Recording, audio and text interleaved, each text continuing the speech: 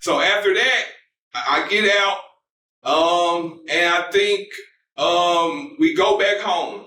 We go back home because we're just visiting. I just met Jeezy, we just visiting. So Jeezy asked us to come back down there for birthday bash and help him pass out Streets is Watching. You remember that? You remember that CD?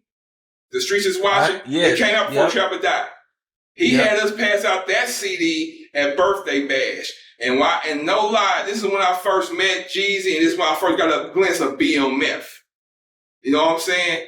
But I had when I first got a glimpse of BMF, this was at birthday bash. Jeezy was walking up with a bunch of guys. I'm talking like probably like 200 deep. And I'm like, damn, them niggas is deep. Jeezy got a crew with him, like they deep. And then and Coach was like, you know, that's the BMF, that's his boys, whatever. They run this shit around here. So I'm just looking like, okay, but at the same time, we passed out 500,000 Streets is Watching CDs at the birthday bash. We put them on every car that was out there, and you got to think about it, it's 10 to 20, 30,000. We put them on every car, and then me and my homeboys that from here in my city, Black, Dia, and Keon, they are from my city. We all was down there, and we stood in front of the birthday bash, and everybody that walked out, we gave them CDs. And everybody took it. We got rid of 500,000 CDs. And then, and at the same time, while we did that, Meech got a helicopter coming over the birthday bash, dropping Bleu Davinci CDs and money out the helicopter. And the police helicopter chased them down. True fact. And that was back then. It was the birthday bash in Atlanta. So we went with like 80 of us or something. We had too many people latched on to come to that shit with us. And I was supposed to perform. I was set to perform that year. I believe it was like 04, 03. And they didn't let us in. And Meech just was like, well, we all can't get in. Ain't none of us going in. So then Mama Jules, rest in peace, God bless her soul. She was like the main marketing lady for BMF Entertainment at the time. And she the one that had the plug with the helicopter shit and whatever. She was like, let's just take one of the helicopters up and throw the ones and the flyers from Blue's, from the Juice magazine pamphlet and Blue's mixtape, or the single with E40. That's what it was. It was the flyers with me and E40, and then a bunch of ones. We went and got a bunch of ones and filled up a big ass black trash bag, and that shit was flying over the top of the venue, and we dumped that shit out the helicopter, and all that shit like rained over top of the whole crowd of the venue. And then my DJ was there on the mic. So like for my set, when I was supposed to perform, she told him like, they wouldn't let BMF in. They was too deep, y'all. But you know they was finna kill away. Matter of fact, is that Big Meech and Bleu Davinci right now coming across the sky in a helicopter? And she did that from the stage as my DJ on stage. And then we came across and dumped the shit out the helicopter, and that shit fell onto the crowd and shit. So after birthday bash, is when we passed out the 500,000 CDs. Probably about 2 hours later that night, everybody on the strip, everybody in traffic was playing Streets is Watching CD. Every car we passed was playing Jeezy shit. No lie. This is like what, 2003? Yeah, 2003, 2004. That was like the last birthday bash they had outside before they cut it off and took it to the arena. But that was then.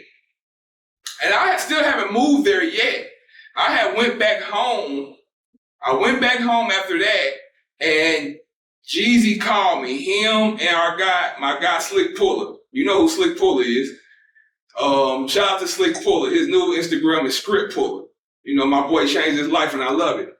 But he called me and was like, hey, Dog want to know where you at. And Dog is what we used to call Jeezy. And I was like, shit, I'm back in Indiana. I was like, Coach sent us back home. He said we was done. And y'all get back with us when y'all back to rolling again. And then Jeezy was like, hell no, I'm about to fly you back in, and you gonna move in with me, and you rocking with me. So I was like, fuck it, that's what it is, we rocking. So he flew me back down. And then when I got back down there, I ended up moving him out of, he was staying at Park Regency behind Fitz Plaza, the condo that got the valet and all that. He was staying there. I moved him out of that, I moved him out another house out on Cascade on Guilford Forest, and I moved him out another apartment. He had like 3 different spots. I moved him out of all 3, and then he ended up buying a house on Cascade for us to live in. It was me, him, Fire Chief, and Dank. Cause Fire Chief and Dank is his first artist that was signed to Young Guns before CTE. They moved in with us, and he moved in with us. Me, him, Fire Dank, and Slick Puller. We was on air mattresses. Jeezy was the only one that had a bedroom set and shit in the house. All the rest of it was on air mattresses because we was thugging it. But you know, matter of fact, we had the conversion van outside. We had a Harley Davidson truck on 26s. We had an all black vet, and we had Meech Gray Ferrari in the garage. Okay, that's what's up. Dang, you guys was already killing it from the gate, man. No, okay. That's the truth. We was killing it from the gate, and it'd be so many false narratives coming about the CTE stuff and all this because Jeezy don't speak on it. But we really made history, and we really did a lot of shit. So you move out there permanently? I move out there permanently. I move in with Jeezy. Yep. And how are things now? Around what year is this? This is around 2000. I want to say 2000, the end of 2003, beginning of 2004. Okay. And what's your day-to-day job? What's my day-to-day job?